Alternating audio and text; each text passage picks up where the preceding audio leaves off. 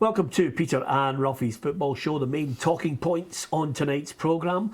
SPFL Chief Executive Neil Doncaster reveals the sinister plan from some of the richest clubs in European football. Former FIFA General Secretary Jerome Valcke cops a 12-year ban. And we'll look at all the weekend's football, including, of course, some of the comments from managers and players. Alan Stubbs says Hearts are hypocrites. We'll get the thoughts of Alan Ruff on that, among a few other things. And the good news is our bookroom guest is Des McKeown. Delighted to have Des with us here in the studio. Let's cut straight to the chase then. Ruffy, Neil Doncaster has revealed this plan which will involve the richest clubs basically getting all the money and becoming involved in the Champions League regardless of their position. I mean, there are a few things that I find really, really worrying here. First of all, there's the possibility of a 20-team tournament, which would involve the absolute richest clubs. And then over and above that, the suggestion that clubs like Real, Barca, Juventus, Bayern Munich, Man United, and of course Chelsea should be in the Champions League automatically, regardless of their position. Now, really worrying. This is the rich trying to get richer, and everybody else, really feeding off the scraps. Yeah, it's a sorry state for us, the likes of us, that I think we all complained, we all liked it when it was the Champions League, when it was the champions. And now most of these powerful nations that you're talking about have got at least 4 in this tournament. So if that's the way it's going and the way our finances are just now, it is worrying times for our clubs. Yeah, I mean, I look at this. I mean, this is something that I think has been driven by Karl-Heinz Rummenigge. I'm looking at it. I want to read more about it, Des, because I look at it and I think it's despicable. I mean, it's the needs of the few outweighing the needs of the many again. So many clubs should be up in arms even at the suggestion of this.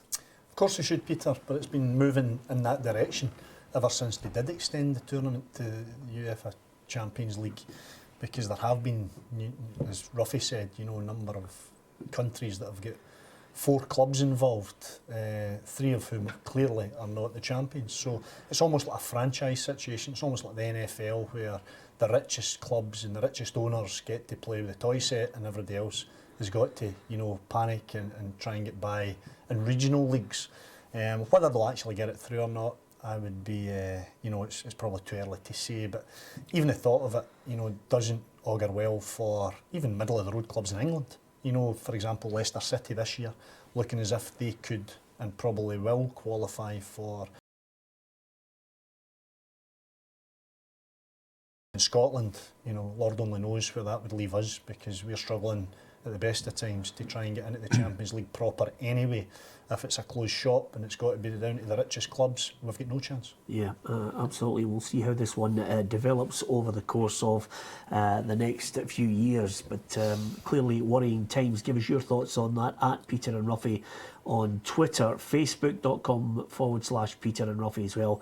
And you can go on to peterandruffy.com. We'll talk about that more extensively on Saturday's programme from 2 o'clock. Lots of football to look forward to as well. Especially tonight, there's Dundee against St Johnstone. We'll discuss that and the weekend's fixtures. Some of the headlines that caught my eye this morning: Ronny Deila saying it was painful to lose some matches and he felt like a criminal. Welcome to the feeling of many a former Rangers and Celtic manager, Des McKeown. Yeah, obviously Ronny is trying to articulate how he felt, and I think he did clarify that or qualify that by saying that he also felt the same way, back home in Norway with Strømsgodset. Whenever they did lose games, that was his wording. He felt like a criminal, as if the police were standing outside your door, guarding over you, watching, waiting for you. And if that's how he felt in Norway, then it's magnified hugely in Scotland with Celtic, who, let's be honest, expect to win every single game, and any game that they lose isn't welcomed by the fans. So to lose 2 high-profile games back-to-back clearly is going to test the mettle of Ronny Deila, and it's up to him and his players to bounce back tomorrow with their game at home to Ross County. Yeah, I mean, Near Beaton says he feels as if the pressure at Celtic sometimes rivals that of a Chelsea, a Real Madrid. it's an intense pressure. I accept that. It's not quite up there as the most intense. I seem to remember an interview with Brian Laudrup when he said to me that they lost a game while he was playing for Fiorentina, and most of the players get bundled into the boot of a car so they can get away from the ground safely. Ruffy, now that for me is pressure. Are you okay, Mr. Laudrup? Okay, and then you go out the door. Because basically the fans go absolutely crazy. Yeah. It seems from the outside looking in, he's finding it very hard to deal with, obviously, with that interview. But I would like to think that most of the things he would say, footballers like ourselves have went through it as well. No, nobody likes getting beat. You have to handle the pressure of it. So I was a wee bit taken aback, but to tell you the truth, but it shows a wee bit of sign of weakness in him. Not many managers will come out and come away with some of that stuff. You're in the game, you win games, you lose games. You have to deal with it as an individual. From a player's point of view, you have to deal with your performance, and you go home and you shut the door and you don't come out. I mean, he's not the first person to be going through that situation. Yeah, absolutely. 78, 82, 86. Wait till he gets booed in the warm-up. I used to get booed in the warm-up at Partick Thistle. That was before the game had started. Yeah. But, that was just the players on his side. But to be honest with you, Dennis, listen, I always look at the headline and I think, okay, let's look beyond that. Ronny Deila is more than capable of putting up with the stresses and strains of the job. I wouldn't like to think there was anything personal as an attack on him or anything that would have harmed his family or his twins. There's that may well have watched a match. I think the only thing you can do objectively is look and offer your critical assessment of his side, and that is part and parcel of him having one of the top jobs in the country. Well, Peter, you beat me to the punch. The bottom line is that if you want to be in the position of a Celtic manager, a Rangers, Arsenal, Man United, Chelsea, whoever it is, there is, it comes with the territory that if your results aren't positive, then criticism and objective analysis will come its way, and you might not always like what's said, but if you're wanting to be in that position, that's part and parcel of the job. Yeah, absolutely. I mean, I'm surprised, Ruffy, the Twins never mentioned that he wasn't playing two up front. I mean, it's just it's glaring this. It's been a glaring problem this year. Yeah. But anyway, let's crack on. Let's look at that. Okay, look at Des there. I'll move on to other things. Of course, Celtic are indeed looking for, not revenge, I think trying to, I don't think it'll take away the pain if they hammer Ross County at home for the Celtic fans after what happened in the League Cup. No, but they want to get back on track again. Even the result against East Kilbride wasn't that convincing as a scoreline. So they want to go out there and show the supporters that they're better than what we saw in the last couple of weeks. But I think if we cast our mind back until Celtic got a player sent off, they were winning 1-0 and controlling the game very comfortably. And these things happen in games, and it turned the game. So if they can keep 11 on the park, I'm sure they should win this one. Yeah, okay, here's a look at the fixtures for tomorrow. We'll talk about a number of them in the second part of the programme as well. Tonight it's Dundee against St Johnstone. Celtic Ross County, as we mentioned there. Hamilton Dundee United, Hearts against Partick Thistle, and Motherwell against Kilmarnock. That game at New Douglas Park is massive for Hamilton and Martin Canning, and of course the implications for Mixu. Yeah, I would think that following Dundee United's terrific result previously, I think that will be one that Mixu will have earmarked as potentially another 3 points for Martin Canning and Hamilton guys. It's up to them to make sure that they secure the victory and take themselves slightly further away from the bottom end. But that's going to be an intriguing one, Peter, because I think that may shape how Dundee United's running is going to go. Yeah, you think it's the big fight back from here tomorrow? I think they need to continue to pick up points. I mean, even a draw and the others above them don't pick up points. Everything's a bonus. They've still got 2 games in hand of Kilmarnock, and if they get anything out of these games, it'll close the gap. I still think, and I keep going back to the split You know, they have to be in touch with somebody at the split. There's 15 points up for grabs against teams of your equal, and you would like to think that you could recoup 6 or 7 points in that 15. So I think that's what they need to hang on to. I'm right in saying in the Saturday show, Ruffy said that Dundee United won't finish bottom. Yeah, I said I'm that. with Ruffy in that, Peter. Yeah. I don't think Dundee United will finish bottom. Oh, that's magical. I can feel a bet coming on when we get back after the break here. And my apologies to all Dundee United fans on this, but I've got you gone heading towards the Championship. You might think differently. You can tweet us at Peter and Ruffy and throw in your own tuppence worth. I'll be back with these two characters after the break. Don't miss it.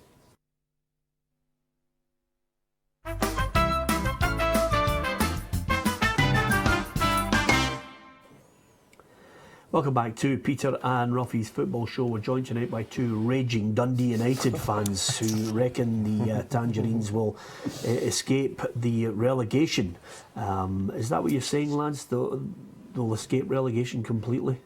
No, I'm saying they'll not finish bottom of the Premiership. They may still be relegated in 11th position, but I don't think Dundee United will finish bottom. Yeah, you sticking with that as well, Ruffy? Yeah, I had a belief that there were teams above them not as good in the first part of the season. I think there's a couple of teams on free fall, but it's up to Dundee United. They've got to keep picking up points. Yeah, there's a big night out at the end of May.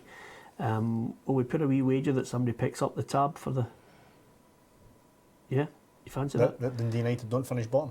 Dundee United don't finish bottom? I'll take you up on that, Peter. I'm happy with that, Des. End of season party. Yes!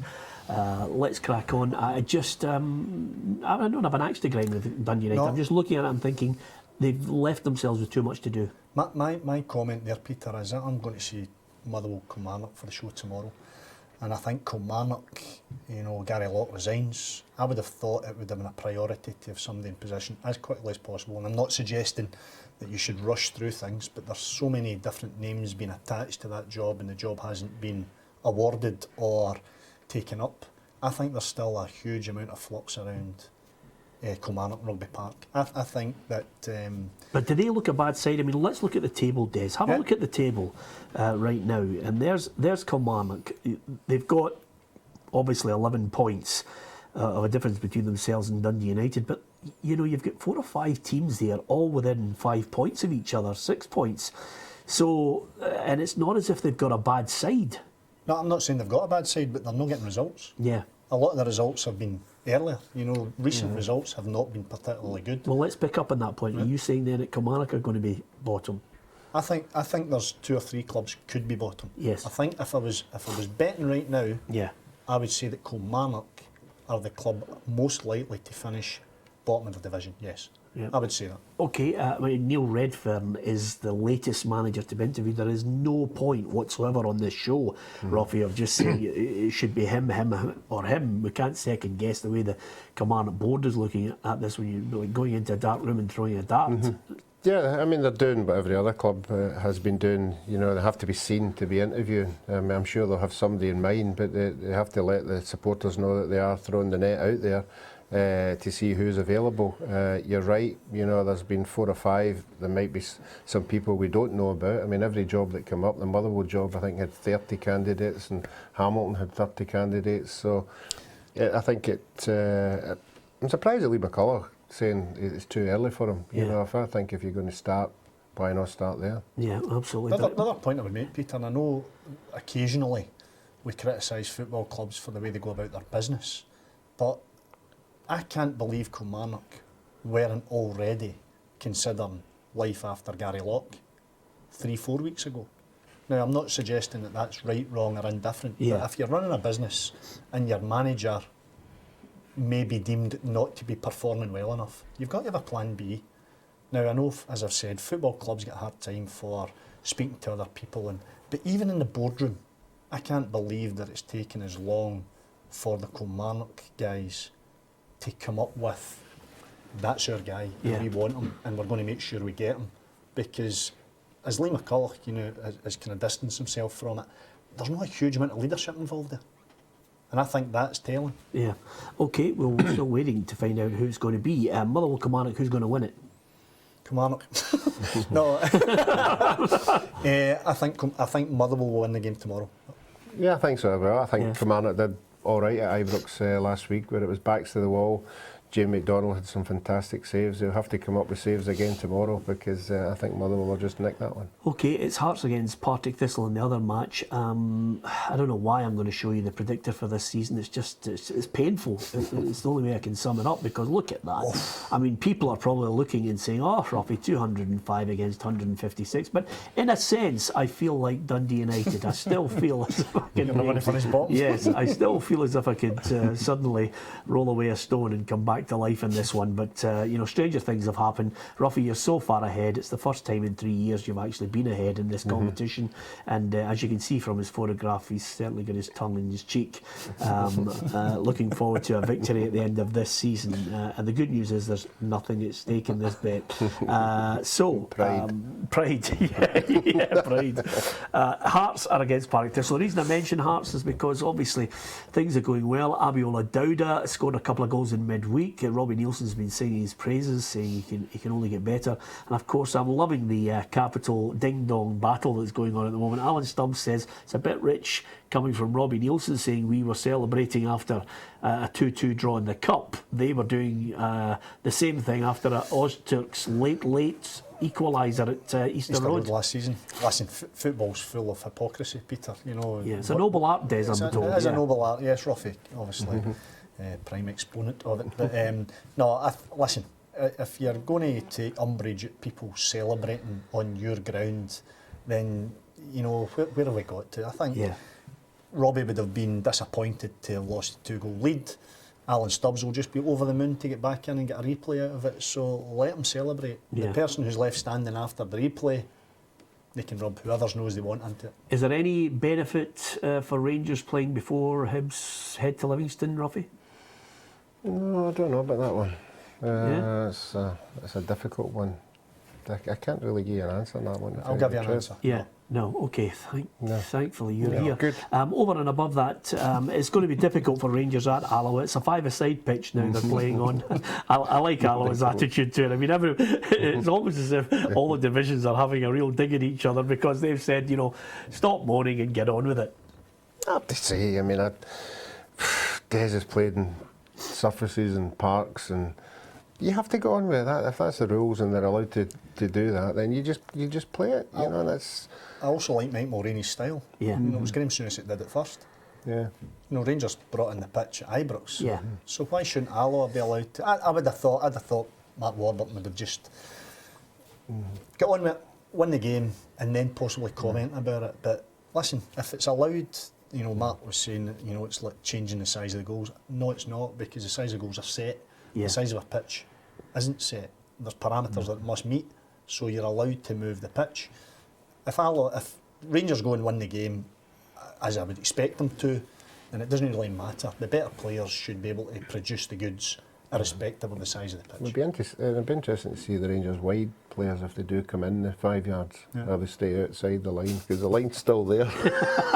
I don't think that's going to happen. I must admit, if it makes any difference to that game at all, I will be gobsmacked. I mean, I think it's a mountain out of a molehill and complete nonsense, but nevertheless, well worthy of a mention on the programme. Let's have a look at the fixtures in the Championship tomorrow. There you have it.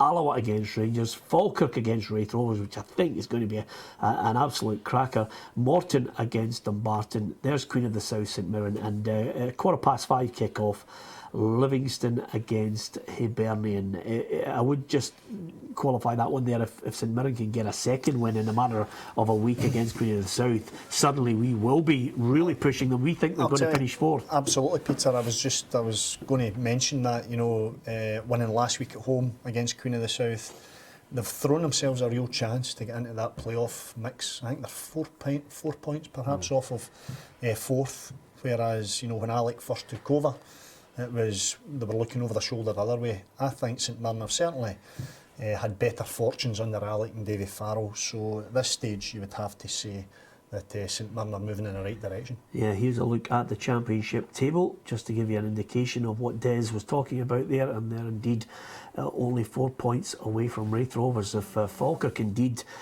do something special tomorrow against Wraith Rovers and St Mirren can get another win, then all bets are off, Ruffy. Suddenly it's game on. Yeah, and I'm sure the players will be looking at that table, and I'm sure Alec, if he's really truthful, we had him on the show, he was trying to distance himself from the promotion bit, and his main aim was to get away from relegation. But I think the more games you play, the more you win, the belief will be there to get that 4th place. Okay, here's the fixtures in League One for tomorrow. There's just a match screaming out there, Dunfermline against Ayr United. It's got the makings of a cracker. What about League Two for the fixtures to look forward to? There you have it. Queen's Park East Stirling will be keeping an eye on Annan against Montrose as well. So many of your teams involved. If you want to find out how it all pans out, then do join us Saturday afternoon at 2 o'clock. Murdo MacLeod, Gordon Smith and Alan Ruff will be with me here in the studio. Des will be out there just covering the key games for us. Our reporters out there at the key matches will bring you all the interviews, all the goals as they hit the back of the net. Big thanks to Des McKeown for offering his opinion to us there, and from Ruffy and myself. Join us tomorrow if you can. You can interact with us over the 4 hours of the show on STV Edinburgh and STV Glasgow from 2. Thanks for watching.